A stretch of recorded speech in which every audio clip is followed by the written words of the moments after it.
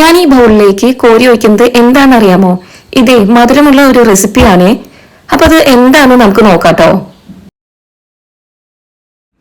Hello friends, welcome to Sheenu's cookery. ഇന്ന് നമ്മൾ തയ്യാറാക്കാൻ പോകുന്നത് മാമ്പഴം വെച്ചിട്ടുള്ള ഒരു ഡെസേർട്ടാണ്. ഇപ്പൊ കടകളിലൊക്കെ നമുക്ക് മാമ്പഴം കിട്ടി തുടങ്ങിയിട്ടുണ്ട്. അപ്പൊ നമുക്ക് ഇന്ന് മാമ്പഴം വെച്ചിട്ട് ഒരു സ്വീറ്റ് തയ്യാറാക്കാമേ. ഇപ്പൊ കുട്ടികൾക്ക് ഇപ്പൊ വെക്കേഷനൊക്കെ സ്റ്റാർട്ട് ചെയ്തിട്ടുണ്ടല്ലോ. അപ്പോൾ പുറത്തുനിന്നൊന്നും സാധനങ്ങൾ നമ്മൾ സ്വീറ്റോ മറ്റു സാധനങ്ങളോ ഒന്നും വാങ്ങിച്ചു കൊടുക്കാണ്ട് കുട്ടികൾക്ക് നമുക്ക് വീട്ടിൽ തന്നെ ഹെൽത്തി ആയിട്ടുള്ള രീതിയിൽ ഒരു ഡെസേർട്ട് തയ്യാറാക്കി കൊടുക്കാം കേട്ടോ. അപ്പൊ നമുക്ക് ഇതിന്റെ പ്രിപ്പറേഷൻ എങ്ങനെയാണെന്ന് നോക്കാമേ. ഇപ്പൊ ഞാനിവിടെ 2 മാമ്പഴം എടുത്തിട്ടുണ്ട്. അപ്പൊ ഞാനിവിടെ ഒരു പാത്രം വെച്ചിട്ടുണ്ട്. അപ്പൊ നമ്മുടെ പാത്രം ഇവിടെ ചൂടായിട്ടുണ്ട് കേട്ടോ. ഇനി നമുക്ക് ഇതിലേക്ക് 1 ടേബിൾ സ്പൂൺ നെയ്യ് ഒഴിച്ചു കൊടുക്കാമേ. ഇപ്പൊ നെയ്യ് ഇവിടെ ചൂടായിട്ടുണ്ട്. ഇനി നമുക്ക് ഇതിലേക്ക് ഒരു 50 ഗ്രാം സേമിയ ഇട്ട് കൊടുക്കാം കേട്ടോ. സേമിയ നമുക്ക് ചെറുതായി ഒന്ന് വറുത്തെടുക്കാം. ഇപ്പൊ സേമിയ ഇവിടെ ഞാൻ വറുത്തിട്ടുണ്ട്. ഇനി നമുക്ക് ഇതിലേക്ക് പാൽ ഒഴിച്ചു കൊടുക്കാം കേട്ടോ.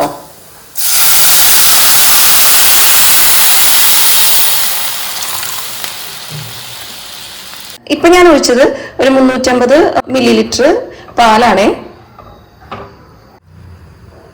ഇനി നമുക്ക് ഇതിലേക്ക് ജാഗരി പൗഡർ ആണ് വെച്ചിട്ടുണ്ടെങ്കിൽ നമ്മുടെ ശർക്കര പൊടിച്ചത് അത് ചേർക്കാമേ. 3 ടേബിൾ സ്പൂൺ ആണ് ഞാനിപ്പോ ചേർക്കുന്നത്. ഇനി നമുക്ക് ഇത് നന്നായി ഒന്ന് യോജിപ്പിച്ച് കൊടുക്കാം. നമുക്ക് ഇതിലേക്ക് 2 ഏലക്ക പൊടിച്ചത് ചേർക്കാം കേട്ടോ.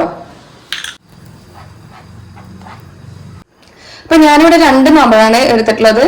അപ്പൊ ഒരു മാമ്പഴം ഫുള്ളും പിന്നെ ഒരു മാമ്പഴത്തിന്റെ പകുതിയാണ് ഞാൻ ഇവിടെ മിക്സിയിൽ അടിച്ചെടുത്തത്.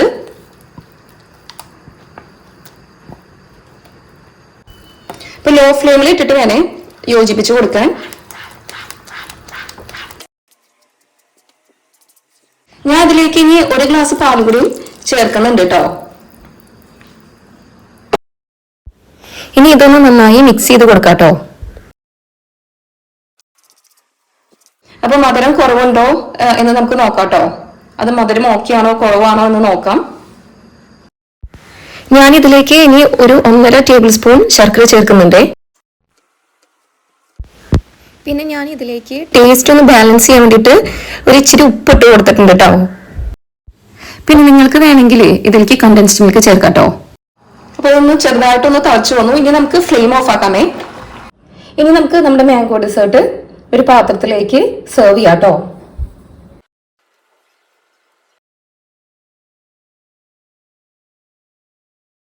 ഇനി നമുക്ക് ഇതിന്റെ മുകളിലേക്ക് കട്ട് ചെയ്ത് വെച്ചിട്ടുള്ള മാംഗോ പീസസ് ഇട്ട് കൊടുക്കാമേ.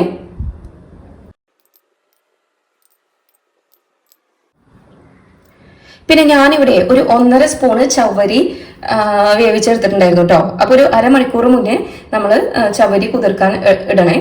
തിളച്ചുകൊണ്ടിരിക്കുന്ന വെള്ളത്തിലേക്ക് ഈ ചവ്വരി ഇട്ട് കൊടുക്കാം. അപ്പൊ ചവ്വരി കുറച്ച് സമയം എടുക്കും. അപ്പൊ അതേ ചവ്വരി ഇവിടെ റെഡി ആയിട്ടുണ്ട്. ഇനി നമുക്ക് നമ്മുടെ ഈ മാംഗോ ഡെസേർട്ടിന്റെ മുകളിലേക്ക് ഇതൊന്ന് ഇട്ട് കൊടുക്കാം കേട്ടോ.